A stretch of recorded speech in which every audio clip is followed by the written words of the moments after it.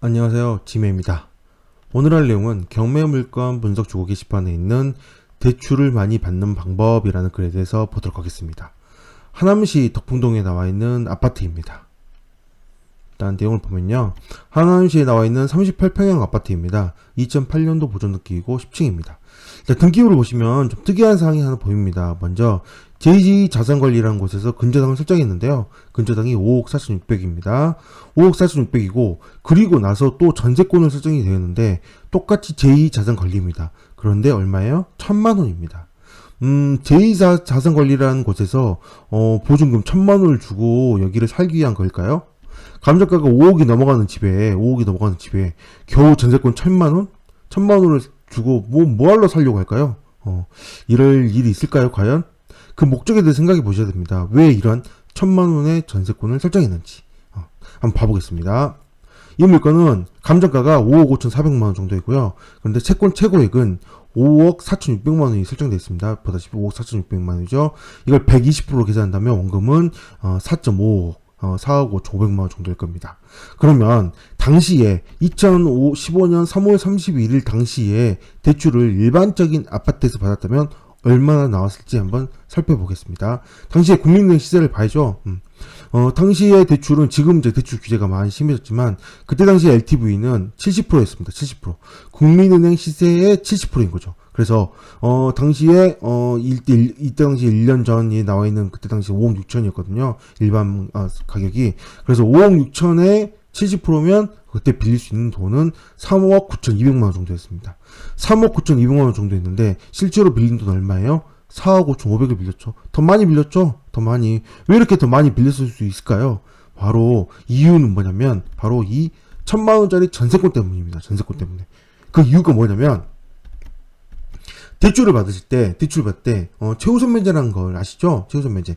최우선 면제라는 거는 후반에 어떤 대출을 이렇게 잡았는데 쭉 시기가 있을 때 대출을 이렇게 딱 잡아놨는데 뒤에 어떤 세입자가 들어왔습니다. 세입자가 들어온 상태에서 최우선 면제로 인해서 근저당보다 먼저 배당을 받아가 버리게 된다면 근저당권자 입장에서는 이만큼 담보를 생각하고 빌려줬는데 먼저 배당받은 금액이 있으면 손해를 보게 되는 거죠. 그래서 뭐라는 거예요? 최우선 면제 금액을 제외하고 대출을 해줘야 됩니다. 그것보다 뭐라고 하죠? 보통 단어를 방빼기라고 합니다. 방빼기. 이때 당시에 방빼기 금액은 2,700만 원이었습니다. 즉 70% LTV 70%를 잡는 여러 가지 이유도 있겠지만 그 중에 하나는 이렇게 최우선 면제되는 금액, 방빼기 금액도 고려를 해야 되는 금액인 거죠. 그런데 만약에 1천만 원의 전세권을 설정해 놓으면 어떻게 될까요? 전세권자가 있는 상태에서 전세권은 뭐예요? 사용 수익하는 물건입니다. 사용 수익하는, 즉 사용을 할 수 있고 수익을 할 수 있는 물건인 상태에서 전입자 임차인이 들어올 수 있을까요, 없을까요? 당연히 못 들어오죠. 설사 들어온다 하더라도 전세권에 의해서 방해배제 신고를 할 수 있는 거죠. 당연히 내놓으라고 할 수 있는 거죠. 왜냐하면 사용 수익할 수 있는 권리가 전세권이 먼저 가지고 있었으니까요. 그러니까 만약에 이런 식으로 1,000만 원을 먼저 전세권에 설정을 해놓는다면 최우선 면제 이 방빼기를 할 수 있을까요? 당연히 아까 얘기한 이 근저당을 잡은 상태에서 뒤에 이상 근저당 잡고 그 다음에 이렇게 전세권 설정 잡았습니다. 그 상태에서 세입자가 들어올 수 있어 없어요? 못 들어오는 거죠. 들어와서 최우선 면제를 가져갈 수 있는 거 안 된다라는 거죠. 전세권이 있으니까요. 사용 수익할 수 있는 전세권이. 그래서 이렇게 전세권을 500만원 또는 1,000만원, 여기는 지금 1,000만원인데요. 어떤 물건들은 500만원 설정이 되기도 합니다. 500만원 이렇게 설정함으로 인해서 뒤에 세입자를 들어오지 못하게 막는 효과를 일어나게 합니다. 그럼으로 인해서 원래는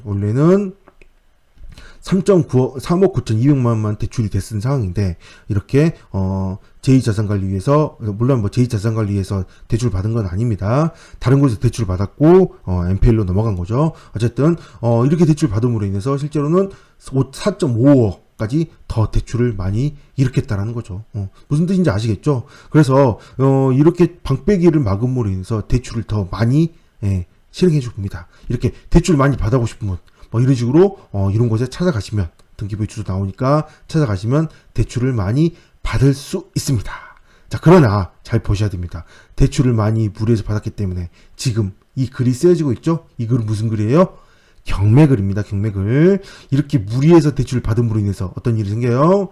대출을 갚지 못해서 이렇게 경매로 나오게 됩니다. 당연히 이자도 엄청 셉니다. 엄청 세니까 대출이란 거는 제가 얘기하고 싶은 묘지는 대출을 많이 받는 방법이라고 글을 쓰긴 했지만 실제로는 대출을 무리해서 받으면 좋지 않다는 얘기를 해주고 싶어서 이 글을 쓰게 됐거든요. 이런 식으로 대출을 받을 수 있지만 곧 이렇게 받고 나면 이렇게 경매로 나오게 되는 상황이 되므로 아무리 이 집을 가지고 싶고 더 한다고 하더라도 무리한 투자는 이렇게 안 좋은 상황으로 불러일으키니까 무리한 투자는 하지 맙시다. 꼭 감당할 수 있는 이내에서만 투자합시다. 여기까지 하겠습니다. 감사합니다.